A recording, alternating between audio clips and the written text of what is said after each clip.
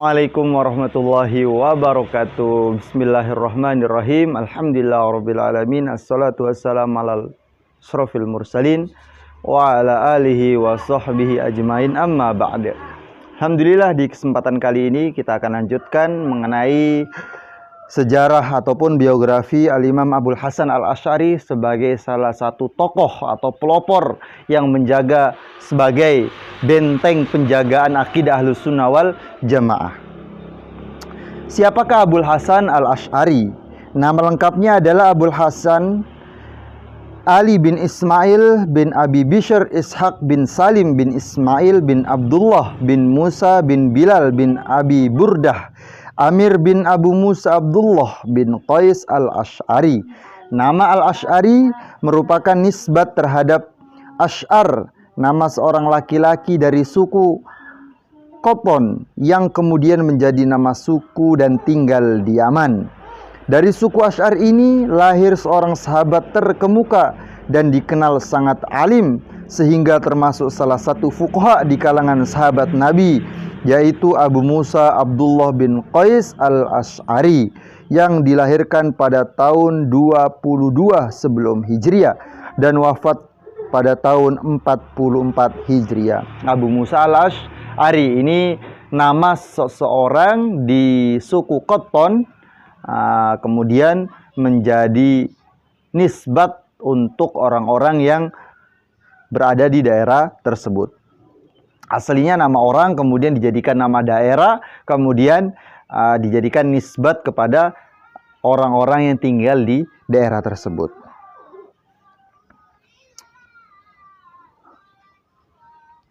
Negeri Yaman yang memiliki peradaban yang relatif lebih maju pada masa-masa awal Islam, melebihi daerah-daerah lain di semenanjung Arabia, memberikan pengaruh positif terhadap pembentukan kultur dan karakter yang mudah mematuhi dan menerima kebenaran, menaruh perhatian terhadap ilmu pengetahuan dan selalu berpikir positif terhadap keadaan yang dihadapi. Hal ini dapat kita lihat dengan memperhatikan beberapa hadis sahih yang menjelaskan keutamaan penduduk Yaman. Jadi orang Yaman, penduduk Yaman sudah Nabi SAW sabdakan kemuliaan orang Yaman. Dalam beberapa hadis dijelaskan ketika Abu Musa Al-Asy'ari akan datang ke Madinah bersama rombongannya, yaitu dari suku Al-Asy'ari, Nabi bersabda, keimanan yang sempurna itu datang dari Yaman dan hikmah juga datang dari Yaman. Akan datang penduduk Yaman, hati mereka lebih halus dan lebih lembut daripada hati kalian. Tak lama kemudian Abu Musa Al-Asy'ari datang bersama rombongannya dari Yaman.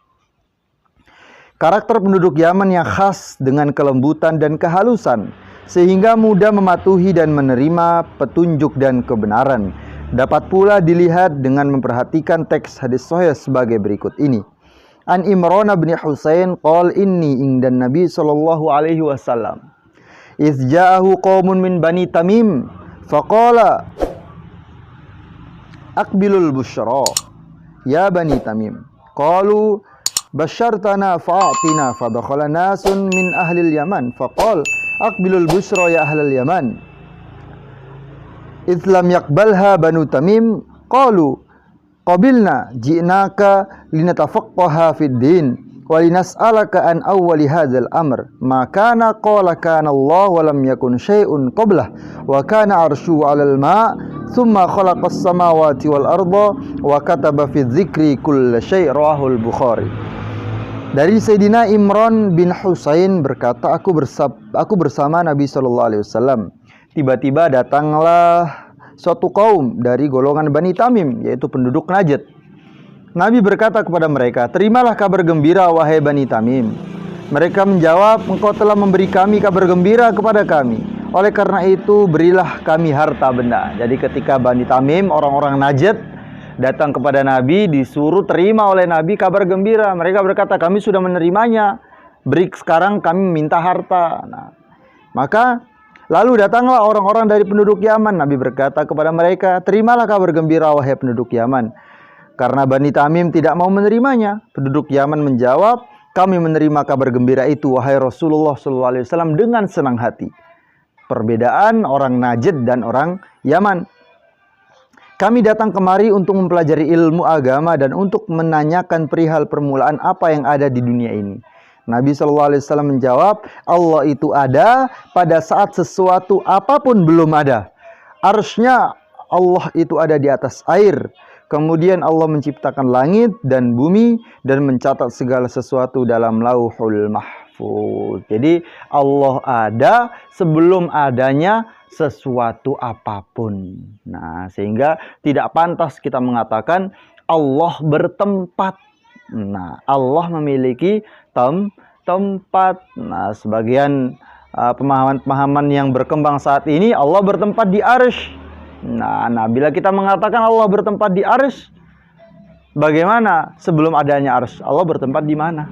Nah, jadi ini pemahaman-pemahaman yang berkembang saat ini banyak yang seakan-akan terlalu tekstual, ya, mengabaikan peran akal di dalam memahami Al-Quran maupun As-Sunnah. Teks hadis di atas memberikan gambaran yang sangat jelas kepada kita tentang perbedaan karakter penduduk Yaman dengan penduduk Bani Tamim yang tinggal di Najd.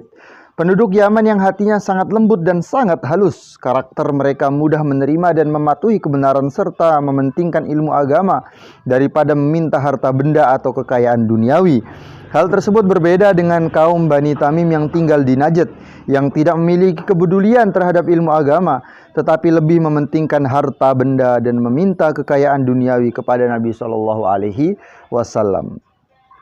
Penduduk Yaman memiliki kemauan yang keras untuk mengetahui dan menanyakan persoalan penting dalam pandangan agama, yaitu seputar keesaan Allah yang bersifat qadim, tidak ada permulaannya, dan eksistensi alam yang bersifat baru atau hudus, yang merupakan materi penting dalam pembahasan ilmu tauhid. Berdasarkan hadis tersebut, para ulama ahli hadis seperti Al-Imam Hafiz Al-Baihaqi dan lain-lain berpandangan bahwa karakter Al-Imam Abul Hasan Al-Asy'ari yang gemar mendalami ilmu akidah dan mengantarnya menjadi pemimpin Ahlus Sunnah wal Jamaah dalam bidang akidah merupakan karakter bawaan dari leluhurnya yang memiliki cita-cita yang luhur untuk menguasai ilmu pengetahuan dan mendalami persoalan akidah yang sangat penting dengan bertanya secara langsung kepada Nabi SAW. Dalam hal ini Al-Imam Al-Hafiz Al-Baihaqi berkata, qala Abu Bakar Al-Baihaqi, wa fi su'alihim dalilun ala anna al-kalama fi ilmil usul wa hadatsil alam mirasun li auladihim an ajdadihim. Jadi Al-Hafiz Abu Bakar Al-Baihaqi berkata, pertanyaan penduduk Yaman kepada Nabi tersebut menjadi bukti bahwa kajian tentang ilmu akidah dan barunya alam telah menjadi warisan keluarga Al-Asy'ari dari leluhur mereka secara turun-menurun. Jadi memang dari leluhurnya Imam Abul Hasan Al-Asy'ari sudah senang kerap bertanya kepada Rasulullah SAW mengenai permasalahan-permasalahan yang berkaitan dengan akidah. Berdasarkan keterangan di atas, tidak aneh bila di kemudian hari dari kalangan suku Al-Asy'ari lahir seorang ulama yang menjadi pemimpin Ahlus Sunnah wal Jamaah dalam memahami dan mempertahankan akidah yang diajarkan oleh Nabi dan sahabatnya, yaitu Al-Imam Abul Hasan Al-Asy'ari. Nah, ini sejarah atau biografi singkat Al-Imam Abul Hasan Al-Asy'ari. Nah, insya Allah beberapa waktu kemudian kita akan lanjutkan mengenai siapa guru-guru beliau, kemudian apa peran beliau, ya, bagaimana sejarah beliau yang dulunya Ahlus Sunnah wal Jamaah, kemudian beliau